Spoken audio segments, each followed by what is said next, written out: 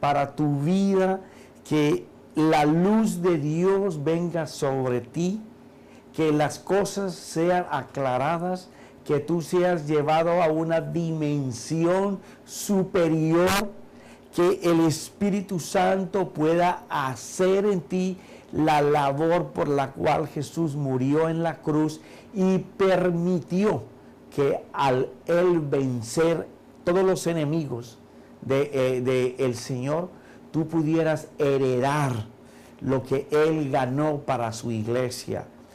Y eso que Él ganó para su iglesia se llama un reino.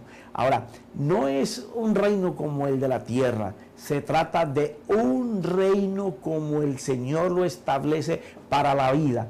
Porque tenemos lo siguiente.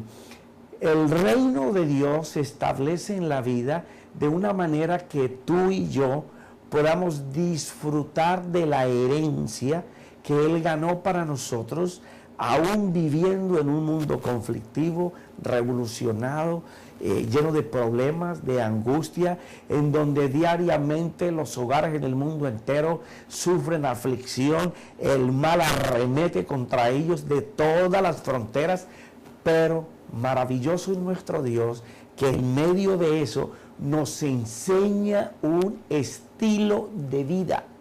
Porque el reino de Dios en la tierra es un estilo de vida en donde el ser humano deja de depender de Él y hace una entrega absoluta, total, voluntaria, definida para vivir por los principios de Dios que son contrarios a lo que el mundo enseña. Cuando uno está caminando por ese sendero es cuando Dios puede hacer cosas grandes.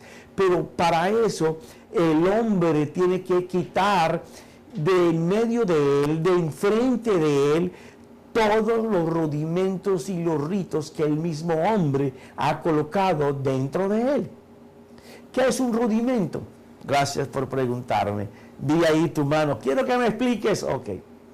Rudimento es aquellas teorías que el hombre comienza a formar, haciéndolas pasar como una verdad.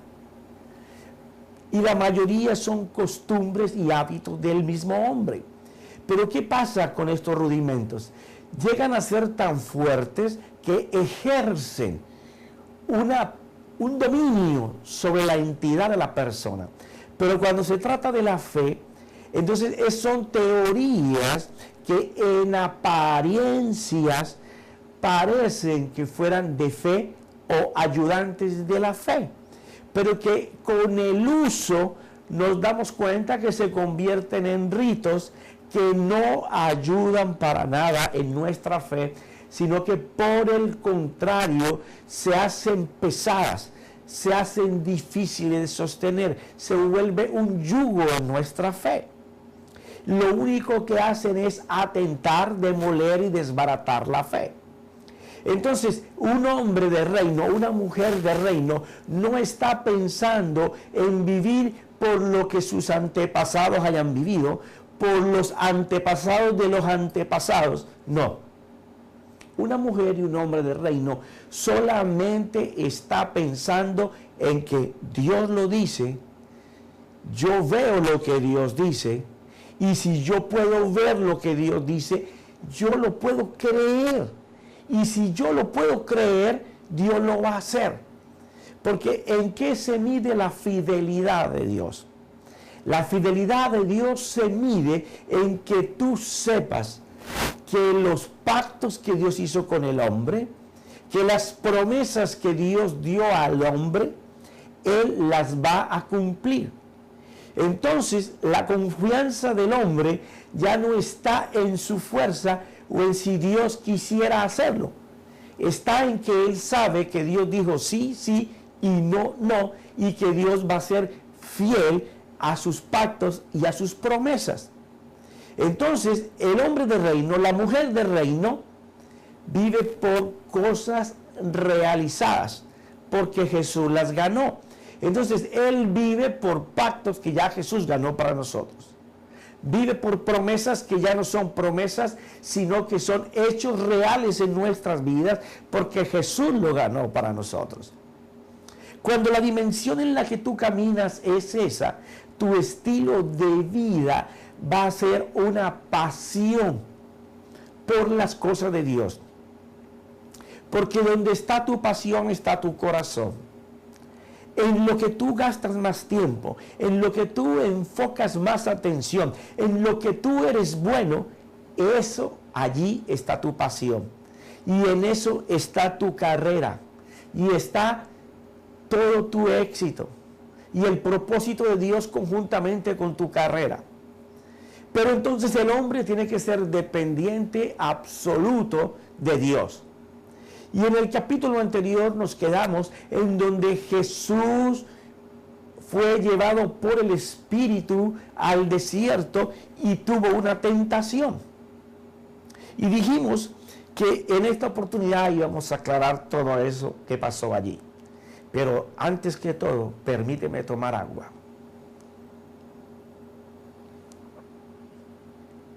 Cuando nosotros vemos los acontecimientos, vamos a tratar de ponerle película a esto.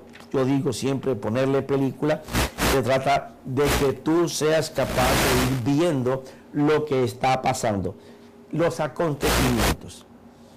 Dice que entonces Jesús fue llevado por el Espíritu al desierto.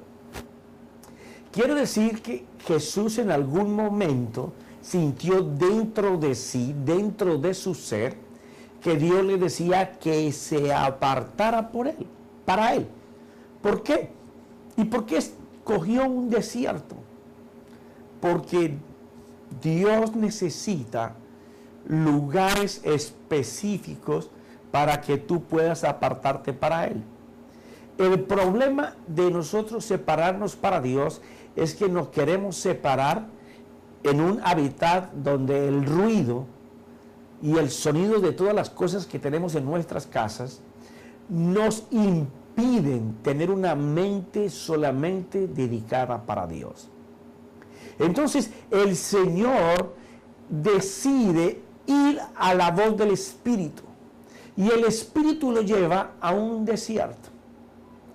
Pero hay cosas importantísimas que pasan en ese momento. Lo más importante es llamarlo. Porque cuando tú sabes que puedes llamar al Espíritu de Dios, Él te puede guiar. Cuando tú haces eso, Dios está en función. Mira lo que pasa. Después de haber llamado al Espíritu a Jesús, dice en el capítulo 4 de Mateo, versículo 1, fue llevado por el Espíritu al desierto para ser tentado por el diablo. Entonces pasa lo siguiente. Cuando nosotros estamos caminando de esa forma, dice, vamos a ponerle vida a esto. Jesús va al desierto. Y dice que después de haber ayunado 40 días y 40 noches, entonces tuvo hambre y acercándose el tentador le dijo, si eres el Hijo de Dios, di que estas piedras se conviertan en pan. Fíjate lo que está pasando. El Señor es llevado al desierto. Se separa para Dios. En el tiempo del día 1 al día 40, el diablo no se le acerca para tentarlo. El diablo se le acerca después del día 40. Pregunta, ¿qué estaba haciendo el Señor del día 1 al día 40? ¿Qué estaba el Señor en esos 40 días haciendo? Que el diablo no se le acercó para tentarlo ni en el 1, ni en el 20, ni en el 30 y pico, ni en el 40. Solamente después del 40. Bueno, el Señor estaba recibiendo instrucciones de parte de Dios de lo que iba a hacer. Y por eso Él vino después del día 40. Ahora, tú me dirás, hermano, compruébeme eso. Bueno, vamos a tener que irnos un poquitico afuera de contexto de lo que estamos leyendo para poder resolver el enigma de los 40 días. Entonces, yo quiero que vayas conmigo ahí a el Salmo 26. Mira lo que hacía David en el momento en que él quería meterse en la presencia de Dios. Comienza el salmista diciendo así: hazme justicia, oh Señor, porque yo en mi integridad he andado, y en el Señor he confiado sin titubear. Examine, oh Señor, y pruébeme. Escudriña mi mente y mi corazón, o sea, las intenciones. David le está diciendo: mira, Señor, vengo a ti para que tú puedas mirarme. Es lo que David está diciendo, ¿no? Porque Dios te mira siempre. Para que tú puedas escudriñar mi mente. Para que tú puedas conocer mis intenciones. Eso es lo que David dice. Por eso es muy importante quién lo dice, cómo lo dice, para quién lo dice y qué está diciendo. Dios sabe todo lo que David está diciendo. Pero ¿sabe qué es lo fascinante de esto? Aunque David lo está diciendo, dándole la libertad, el permiso a Dios para que entre a escudriñar las intenciones de sus pensamientos. Bueno, él lo que está haciendo con esto es decirle: mira, Señor, mi actitud es de una entrega total, deliberada, consciente, absoluta, para que tú puedas entrar y mirar las intenciones de mi mente, mis pensamientos, mis ideas, y yo quiero hacer tu voluntad. Entonces sigue diciendo David: porque delante de mis ojos está tu misericordia. O sea, David, fuera de que le está entregando su mente para que el Señor la escudriñe, también al momento le dice, mira, también yo sé que delante de mí está tu misericordia, porque yo la he visto delante de mis ojos. Algo que está delante de tus ojos, algo que tú has visto. ¿Qué es la misericordia? Es aquella fidelidad que Dios te extiende y te socorre, aunque tú no hayas sido fiel, aunque tú te hayas portado mal, aunque los hechos que tú haces merecen un castigo, por cuanto tú estás yendo al Señor para que cambie tu vida, para que examine tus pensamientos, tus intenciones, lo más profundo de tu ser, aquellas cosas que tú no le cuentas a nadie, porque son tus intenciones, son los deseos ocultos de que las cosas pasen y se hagan conforme tú lo estás pensando. Él le dice: a pesar de esto, yo quiero entregártelas para que tú puedas ordenarlas, porque conozco que tu misericordia es buena, la he visto. Y dice: y en tu verdad he andado. Cuando él habla de la verdad, perdón,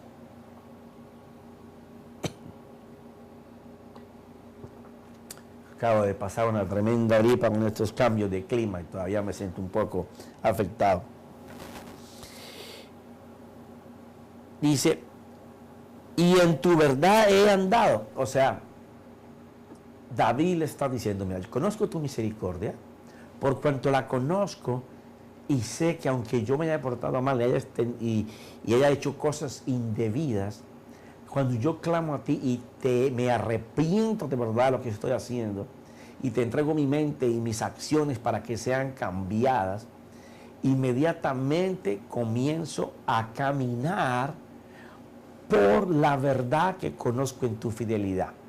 ¿cómo es eso, hermano? Gracias por preguntarme. Mira, cuando una persona conoce la fidelidad de Dios, está conociendo el pensamiento de Dios. Fíjate lo que te quiero decir y quiero que en esto pongas mucha atención. La Biblia está escrita de esta etapa a esta etapa por inspiración del Espíritu de Dios a hombres que la escribieron. Pero no en toda la Biblia está el pensamiento de Dios para favorecer al hombre.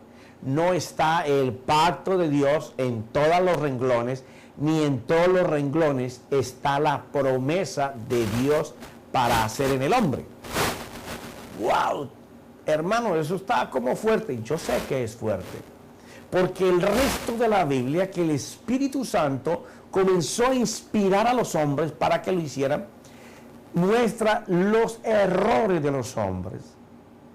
Los adulterios, las fornicaciones, las matanzas, la desobediencia, la terquedad, la hostilidad del hombre contra Dios. Entonces Dios lo plasma en la Escritura para que tú y yo no pasemos más por allí, para que tú y yo no cometamos los errores. Como ejemplo fueron dados por Dios para que no tengamos que pasar por allí, porque después de que Dios lo anuncia, también anuncia y muestra la reprimenda, el castigo que hubo por esa falta. Entonces, tenemos que afincarnos en la fidelidad de Dios, que está expresada en sus pactos y está expresada en sus promesas. Porque es de la única manera que nos vamos a alejar de los rudimentos, de los ritos tradicionales de los hombres que se hacen costumbre y que llegan a un punto que no se pueden cumplir, para afincar nuestra fe solamente en los pactos y en las promesas, que eso es fidelidad, porque la fidelidad narra las palabras con las cuales la fe las ejercita. Una vez que una persona conoce la fidelidad de Dios, que conoce sus palabras, sus pensamientos, entonces su confianza se afinca en eso y esa confianza se llama fe. Entonces dice, con los falsos no me he sentado, o sea, con los engañadores, ni con los hipócritas iré, o sea, con los que simulan estar bien, pero no están bien. Aborrezco la reunión de los malhechores, los delincuentes, los que a toda hora niegan a Dios con sus hechos. Y no me sentaré con los impíos. Lavaré en inocencia mis manos y andaré en torno a tu altar, oh Señor. Aquí viene lo maravilloso. Proclamando con voz de acción de gracias. ¿Quién podrá dar gracias en medio de una angustia y de una tribulación y de una aflicción? Aquel que conoce la fidelidad de Dios. Aquel que su mente está puesto en lo que Dios dice que va a hacer a favor tuyo y mío, que no es otra cosa más que los pactos y las promesas. Una vez que tú sabes que Él lo va a hacer, tu confianza está puesta en ello. ¿Por qué soy tan reiterativo, tan repetitivo en esto? Porque ahí depende los cambios para una mentalidad de reino. Y dice lo siguiente: una persona que puede dar gracias es aquella que sabe que Dios lo va a hacer, que su confianza está depositada en que por cuanto él oye lo que Dios dice, es capaz de ver lo que Dios dice, lo puede creer y lo puede caminar a hacerlo porque sabe que Dios lo va a hacer. Entonces ese comienza a dar gracias aún sin haber recibido, porque sabe que Dios lo va a hacer. Esa es la diferencia entre el que está en el reino y el que está fuera del reino. El que está dentro del reino no duda de que Dios lo va a hacer. y contando todas sus maravillas. O sea, da gracias y va contando todas las maravillas que ha visto que Dios ha hecho en otros o en él. Y dice, oh Señor, yo amo la habitación de tu casa. Y aquí es donde queríamos llegar. El lugar donde habita tu gloria. Ok. David está diciendo, yo amo el lugar donde tú habitas, porque yo sé que en ese lugar habita tu gloria. ¿Y qué es la gloria? La gloria es todo Dios, todo poder. Ahí es donde está el Adonai, el Elohim, el Jireh, el Rafa, está todo el Dios poderoso, creador, suplidor, vencedor. Ahí está todo lo que tú necesitas que Dios sea para ti. Ahí está, en su gloria. Entonces él dice, yo deseo estar en tu habitación. Ahora fíjate, cuando una persona desea estar en la habitación donde Dios vive o en donde Dios está, y sabemos que Dios está en todas partes y en todos los lugares, entonces no puede ser una habitación hecha por manos del hombre. Tiene que ser un lugar en donde sea tan inmenso que Él esté ahí. Ok. Tú dirás, ¿en dónde está ese lugar?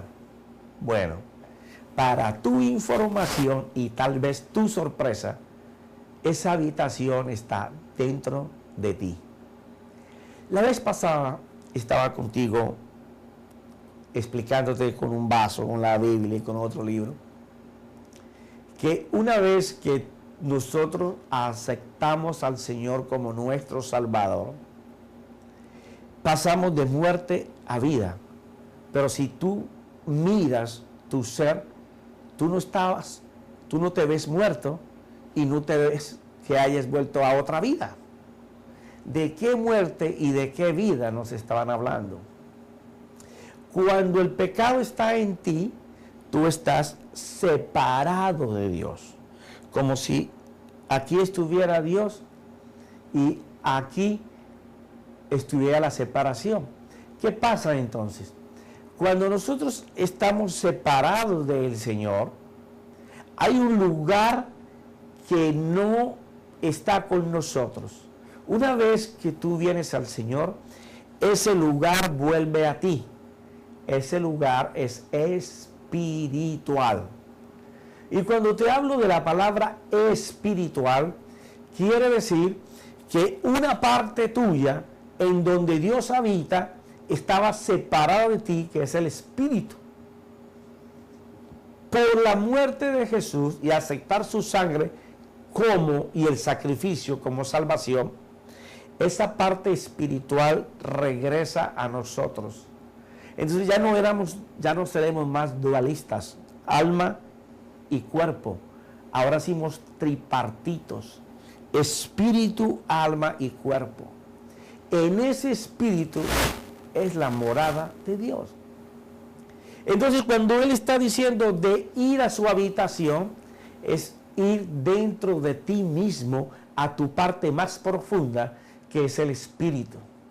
Pero allí no se va sino separándote, apartándote del mundo natural.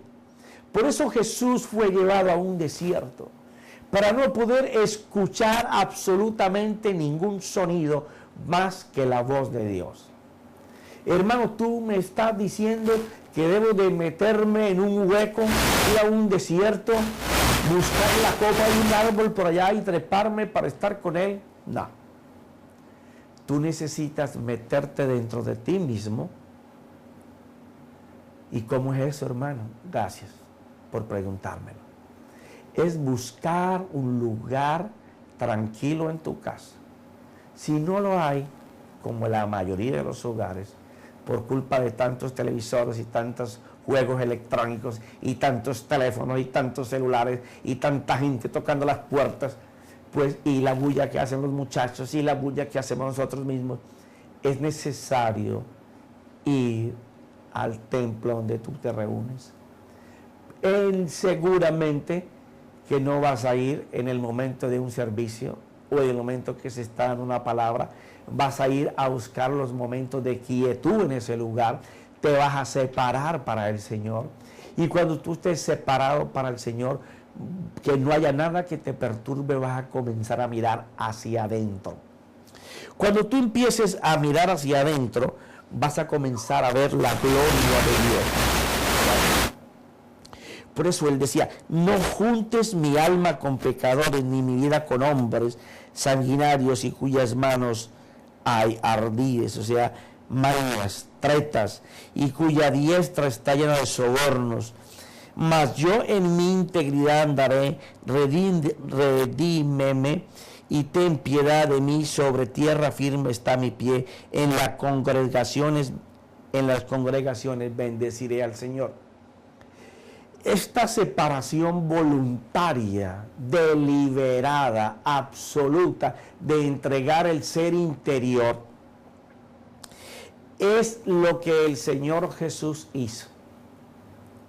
El Señor Jesús obedeció la voz del Espíritu y estando en medio de la multitud fue al desierto, o estando en medio de la gente de su pueblo, en las calles de su pueblo, fue al desierto. Venía de ser bautizado por Juan. Había una multitud allí. Él se retira para estar a solas con el Padre porque el Espíritu lo lleva. Primer punto. Cuando tú decidas ayunar, porque vamos a ver qué es ayuno. Porque el problema de cuando la gente habla de ayuno, lo primero que hace es colocar los ojos en la comida. Y si tú miras la mayoría de las veces en la Biblia que aparece la palabra ayuno, al lado aparece y dejar de beber o tomar alimentos. Parece que el ayuno es una cosa y dejar de comer, beber y tomar alimentos es otra cosa. Entonces, lo que se trata es de nosotros colocar nuestra fe en lo que verdaderamente es espiritual. Jesús no llevó para esos 40 días ninguna provisión. Él no cogió un morralito, una maleta, una java y comenzó a echar arroz, frijoles, carne, hamburgues, agua. No. Porque el ayuno tampoco consiste en estar separado para Dios y estar comiendo.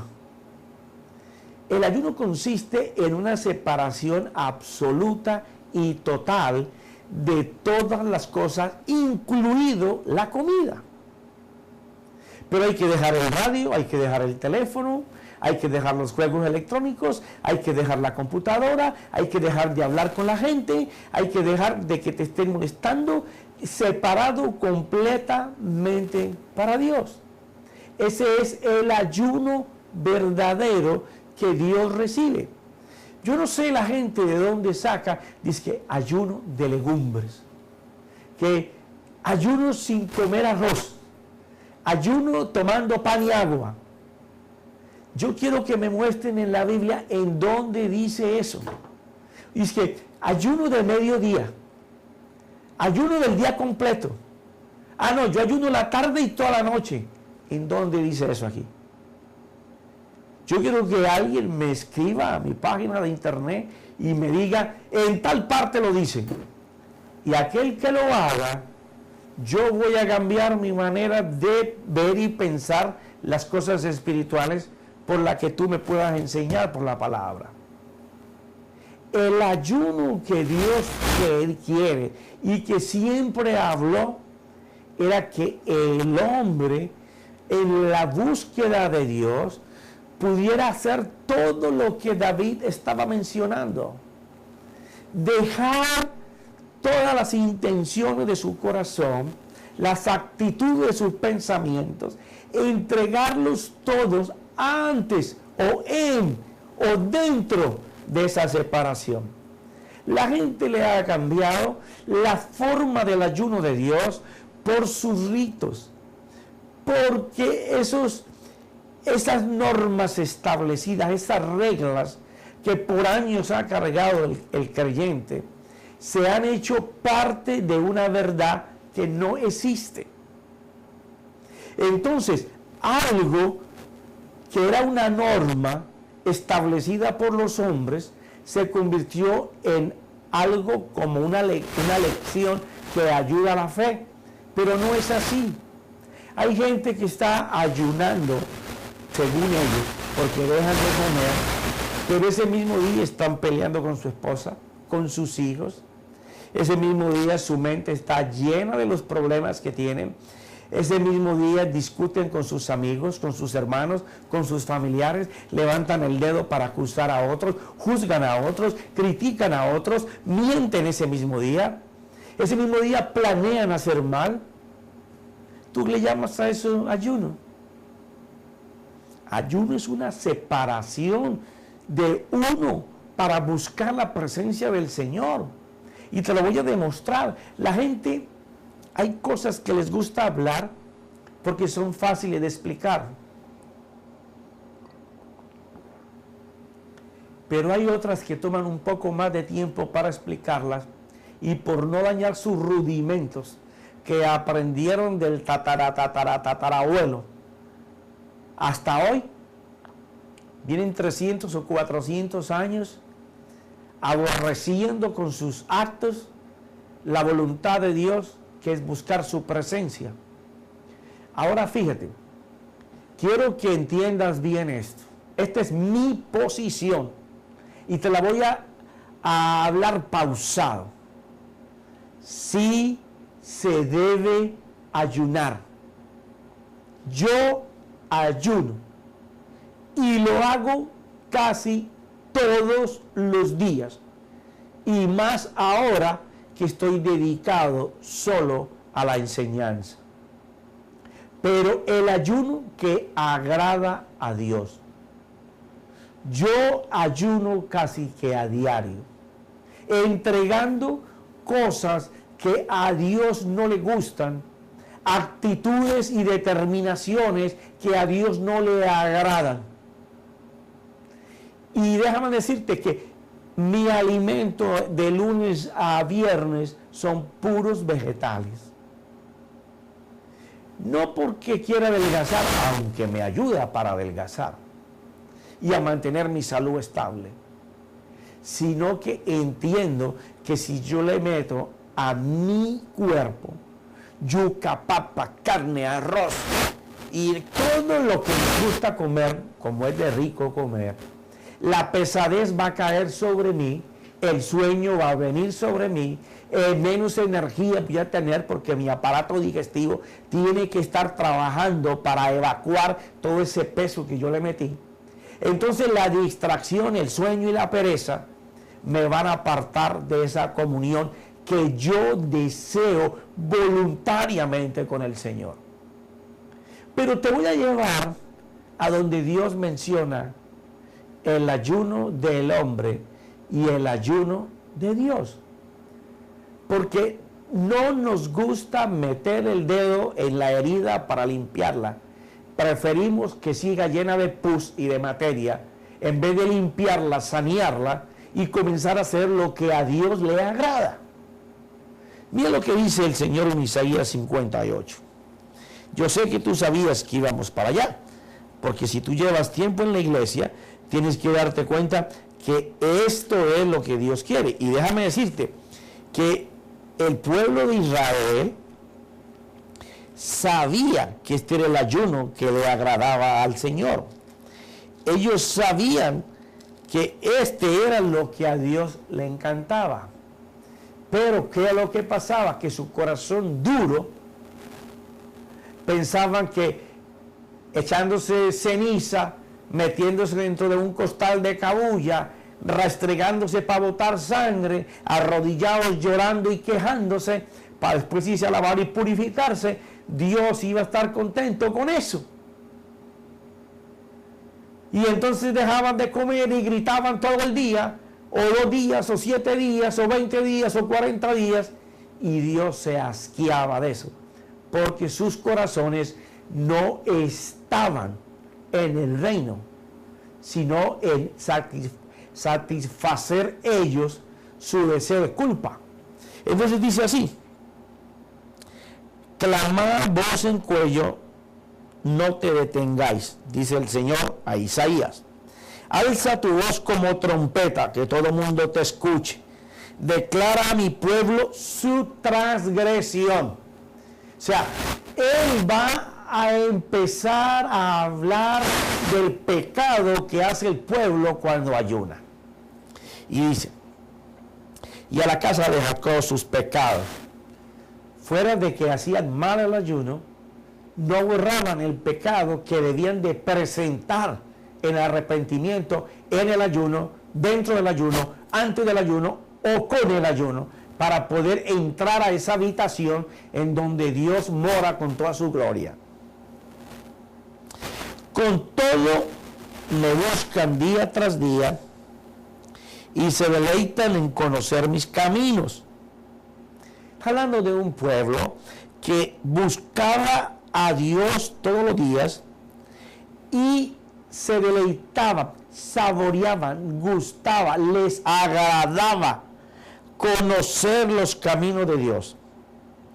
Pero mira lo que viene: como nación que hubiera hecho justicia. O sea, te interesas, esto me suena como al día de hoy. La gente anda llenándose del conocimiento de Dios. Compran los CDs, compran los cassettes, están en televisión, van por internet, deleitándose en conocimiento, pero sus vidas no son cambiadas, porque ellos lo que desean es conocer de Dios para impresionar a otros con su conocimiento, pero en ningún momento se acercan para conocerle personalmente. Hay gente que me escucha, ministros, predicadores y gente de la iglesia que va inclusive a institutos bíblicos, que su único interés es conocer de Dios para preparar un mensaje. Tú no conoces de Dios para preparar un mensaje. Eso es una aberración. Tú conoces de Dios para que el mensaje de Él te cambie a ti. Cuando tú estés cambiado, la pasión de la vida de Dios dentro de ti, ese fuego que se encendió, va a prender a otros. No antes. Por eso no crecen. Por eso están diezmados y llenos de necesidad. Porque están tratando de prender a otros sin ellos estar prendidos. Son carbones mutilados por el agua. No los enciende nada, porque su conciencia se ha cauterizado pensando que con lo que conocen de Dios, Dios va a dejar todo y va a arrancar a correr para hacer las peticiones de su corazón. Equivocado estás, mira. Y no hubiera abandonado la ley de su Dios.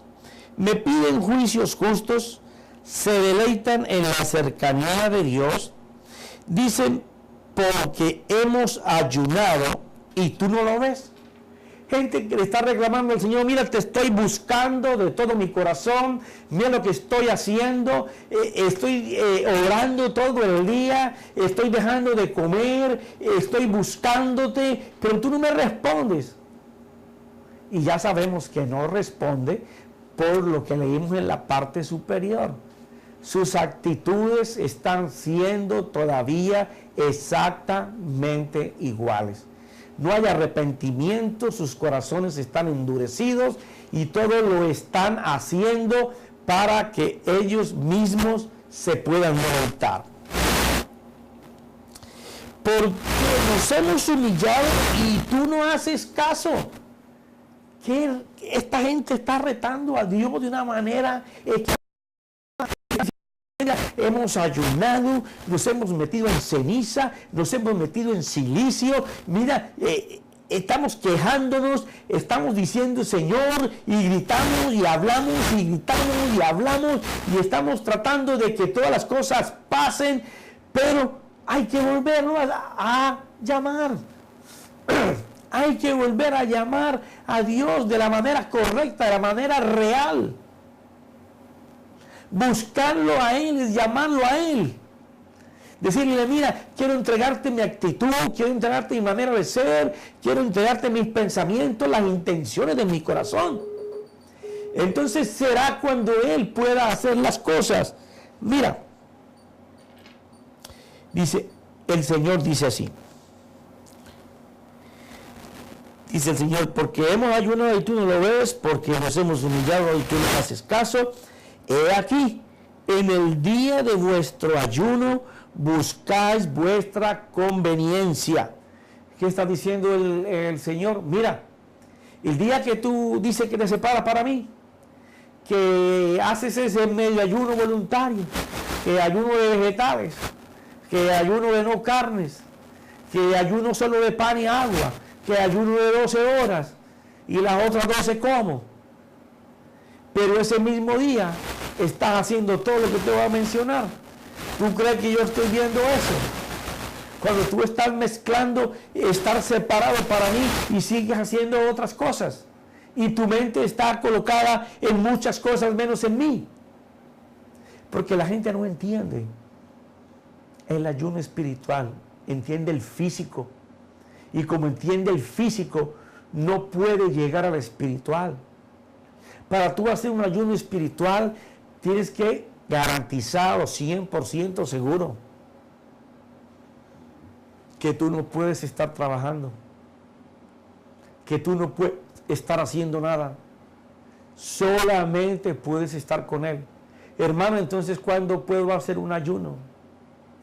Mira, voy a decirte cómo. Un ejemplo que lo hacen en la congregación en la que yo voy, a Jesucristo el Todopoderoso, pastoreado por el apóstol Agüero. Allá hay unos encuentros de hombres y mujeres que van y se separan para el Señor desde un viernes en la tarde, todo un sábado y la mañana de un domingo, solamente que para estar en oración, solamente que para estar recibiendo de Dios, solamente que para estar en comunión con el Señor, para estar entregando las áreas de su vida. Entonces, esta gente llega el viernes a tomar el autobús y muchos no quieren ni ir, otros están yendo por conveniencia, por compromiso, otros se quieren devolver,